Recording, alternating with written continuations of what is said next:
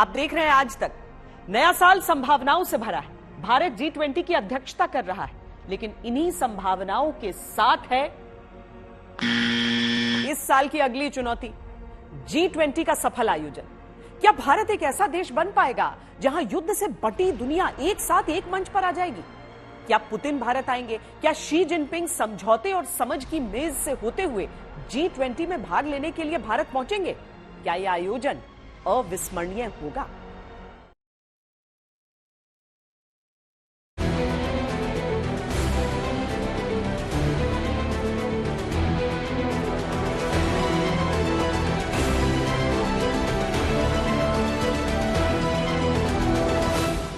दुनिया की बड़ी बड़ी ताकतों के बीच भारत का वक्त आ गया,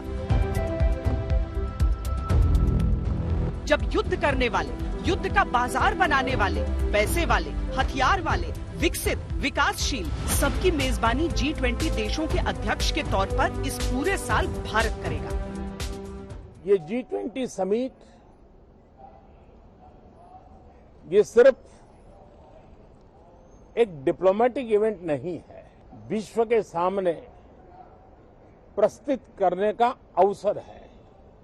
इतना बड़ा देश, मदर ऑफ डेमोक्रेसी, इतनी विविधताएं, पूरे विश्व को भारत को जानने का एक बहुत बड़ा अवसर है और भारत को, पूरे विश्व को अपना सामर्थ्य जताने का भी बहुत बड़ा अवसर है। अस्त व्यस्त अर्थव्यवस्था वाले माहौल में भारत इसकी मेजबानी कर रहा है। युद्ध के बम मिसाइल को झेलते वैश्विक संकट के बीच भारत को मौका मिला है। जब दुनिया आर्थिक तौर पर उबरने की कोशिशें कर रही है, बढ़ते ऊर्जा संकट, आतंकवाद से परेशान है, तब एक साल तक दुनिया के बड़े मुल्कों के बीच मंथन का एजेंडा भारत तय करेगा। आज का भारत जो है वो पहले का भारत नहीं था। आप ही मुझे बताइए, आज तक अंतर्राष्ट्रीय कुछ भी कार्यक्रम हो, हम पहले पूरे देश में कहाँ पहले ले चुके कि हम ज़्यादातर दिल्ली में ही करते थे। अगर भारत की प्रोफाइल बड़ी है, भारत की छवि जो है वो और जो पहले से ज़्यादा सकारात्मक है, तो अब ये है, ये हकीकत है। तो आज की अगर आप दुनिया में आप, क्योंकि मैं विदेश मंत्री हूँ, मेरा समय काफ़ी बाहर जाता है, मैं दूसरों से मिलता हूँ, ये मैं आपको कह सकता हूँ कि जो पहले की जो हमारी जो छवि जो थी, हमारी पोजीशन जो थी, वो आज की नहीं। G20 की अध्यक्षता के जरिए भारत को दुनिया भर के देशों के सामने ब्रांड इंडिया की छवि मजबूत बनाने का मौका मिलेगा। देश के 50 शहरों में G20 से जुड़े आयोजन होने।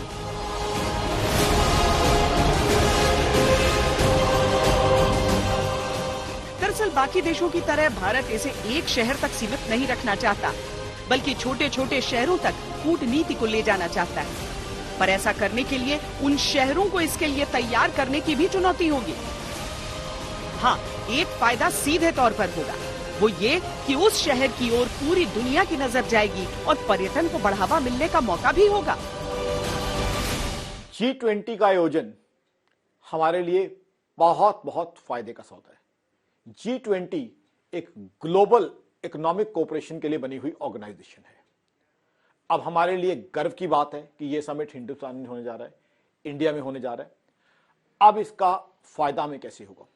नंबर 1, ब्रांड इंडिया सारी दुनिया में एस्टेब्लिश हो जाएगा, सब दुनिया में फेमस हो जाएगा। दुनिया भर की इकोनॉमी के लीडर्स यहां पे होंगे।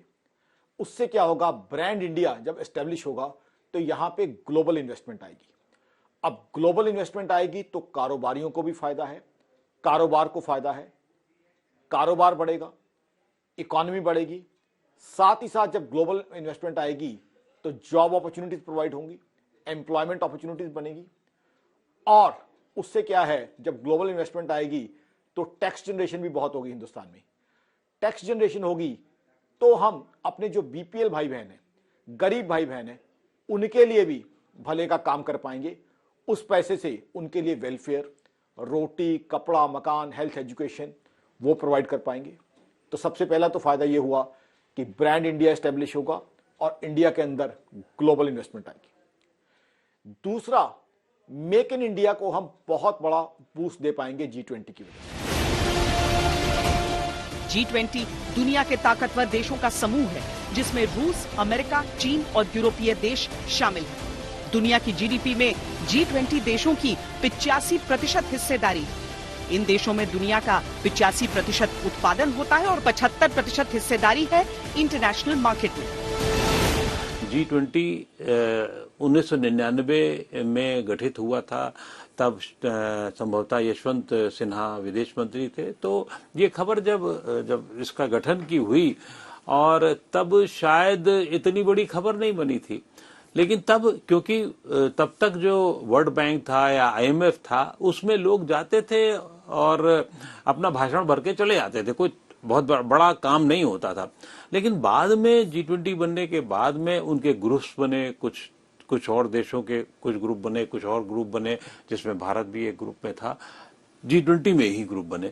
तो फिर उसका एक नियम होता है, वो ये नियम ये होता है कि एक हर ग्रुप के प्रमुख को अध्यक्षता दी जाती है। तो ये क्रम वाइज चलता है। तो भारत ने इसके पहले 2018 में लेने की कोशिश की थी अपने टर्म से पहले। तब अर्जेंटीना का मौका था, अर्जेंटीना ने नहीं ये किया। लेकिन अब इस बार हमारा टर्म 24 में होना था, लेकिन वो हमको 23 में मिल रही है और इसकी घोषणा बड़े अच्छे तरीके से की। तो ये एक हमारी विश्व में अपनी स्थिति बताता है, अपनी औकात बताता है। औकात से ज्यादा अच्छा शब्द होगा कि हमारी प्रेजेंस बताता है, कि विश्व में हमारी ये प्रेजेंस बताता है कि हम कितने ताकतवर हैं और हमारी बात कितनी ताकत से सुनी जाएगी। तो इसलिए ये हमें उसकी अध्यक्षता मिली है और इसके कई ग्रुप्स हैं, कई मीटिंग्स होती हैं, कई तरह के प्रभाव होते हैं। तो इस ग्रुप का काम एक दबाव के तौर पर ज्यादा बड़े स्तर पर देखा जाता है कि G20 ने ये कहा है, भारत ने ये कहा है।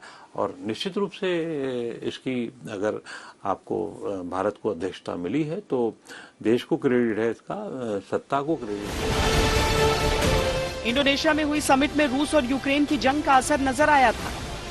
रूसी राष्ट्रपति पुतिन समिट में हिस्सा लेने नहीं पहुंचे थे। ऐसे में भारत में होने वाली समिट में पुतिन को शामिल करना भी चुनौती